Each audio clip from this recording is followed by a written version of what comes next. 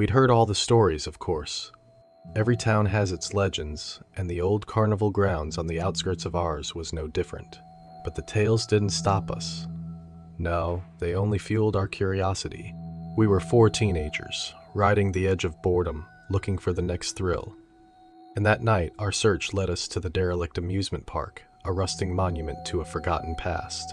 We met at dusk, each armed with nothing more than a flashlight and a reckless sense of adventure. Sarah, our self-appointed leader, insisted that we document everything for her YouTube channel.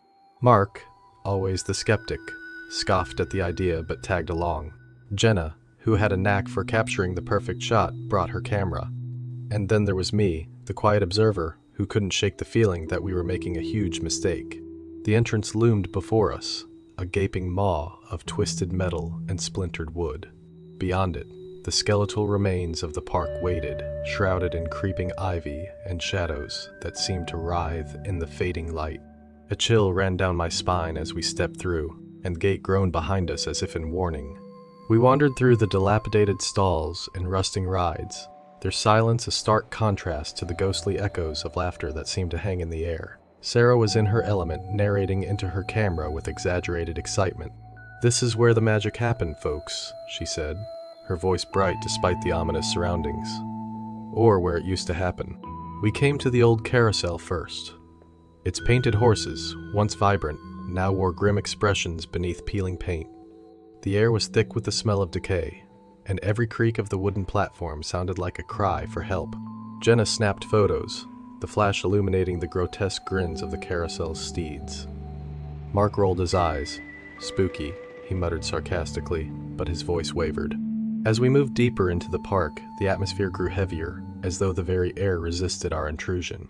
We passed by a dilapidated funhouse, its shattered mirrors reflecting our distorted forms, and a Ferris wheel that loomed like a giant spider, its metal frame tangled in vines. We finally reached the heart of the park, the main attraction, an old roller coaster known as the Serpent. It was said to be the site of the park's darkest secret, where a terrible accident had occurred, leading to the park's closure. The coaster's tracks twisted and turned in the dim light, disappearing into the inky blackness of a tunnel. Sarah, ever the thrill-seeker, insisted we explore the tunnel.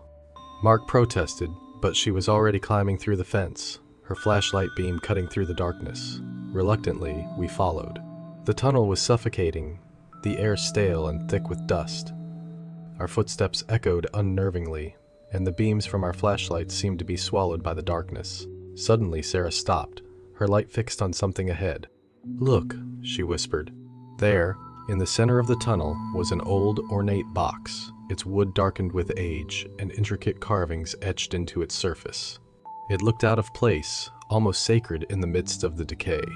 Sarah reached for it, but as her fingers brushed the surface, a cold wind whipped through the tunnel, extinguishing our lights. Panic set in as we fumbled to turn our flashlights back on. When the beams flickered to life, the box was open, its lid cast aside. Inside lay a strange, dark substance, like thick black tar. Before we could react, the darkness surged out, enveloping us in a suffocating embrace. I could hear my friends' screams, but they sounded distant, distorted. The darkness was alive, writhing and pulsating around us, and within it I saw faces, twisted, agonized faces. They whispered to me, their voices a cacophony of torment. "You've awoken us," they said. "You've freed us." I struggled to move, to breathe, but the darkness held me tight. I could see Sarah and Jenna struggling too, their faces contorted in terror. Mark was nowhere to be seen. The whispers grew louder, more insistent. "Join us," they hissed. Suddenly, there was a blinding flash, and the darkness receded, leaving us gasping on the ground. The box lay empty, its contents vanished. We scrambled to our feet, but Mark was still missing. We called for him, our voices echoing through the tunnel, but there was no response. We ran out of the tunnel, the park now an alien landscape under the moonlight. The rides seemed to move on their own, the air filled with a faint mocking laughter. We had to leave, but as we reached the gate it slammed shut, trapping us inside. Desperation took over as we searched for another way out. But the park seemed to shift and change, the paths twisting and turning in ways that defied logic. We found ourselves back at the carousel, the horse's eyes following us with a malevolent gaze. It was then that we saw Mark, or what was left of him. His body hung limply from the carousel, his face twisted in an expression of unimaginable terror. The whispers returned, louder this time, echoing around us. One by one, they said, "You will join us." Sarah broke down sobbing while Jenna and I tried to pull her away. But the darkness was closing in again, creeping along the ground like a living thing. We ran, our only thought to escape, but the park seemed endless, a never-ending maze of horror. We found a small building, an old maintenance shed, and barricaded ourselves inside. The whispers were all around us now, seeping through the walls, filling our minds with dread. Jenna clutched her camera as if it could offer some protection. Sarah was catatonic, her eyes wide with fear. The darkness seeped under the door, curling around our feet. The faces appeared again, leering at us from the shadows. "Join us," they whispered, and I felt my will slipping away. Jenna screamed, the sound piercing through the oppressive gloom, and I knew we were out of time. In a final desperate act, I grabbed a piece of broken metal from the floor and struck the box. The wood splintered, the carvings shattered, the darkness recoiled, a deafening roar filling the air.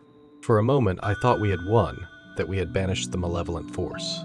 But then the ground shook, and the park seemed to come alive. The rides groaned and creaked, the laughter grew louder, and the darkness surged back with a vengeance. The faces were everywhere now, their eyes glowing with a sinister light. "You cannot escape," they said. "You belong to us." I don't know what happened next. I remember pain, darkness, and then nothing. When I woke up, it was daylight. The park was silent, the ride still. Sarah and Jenna were gone. The gate was open, inviting me to leave. I stumbled out, my mind numb with shock. No one believed my story, of course. They said I was in shock, that the others had simply run away. But I know the truth. The park took them. And now, every night I hear the whispers. They're getting louder, calling me back. And I know, one day, I will have no choice but to return, to join them in the darkness.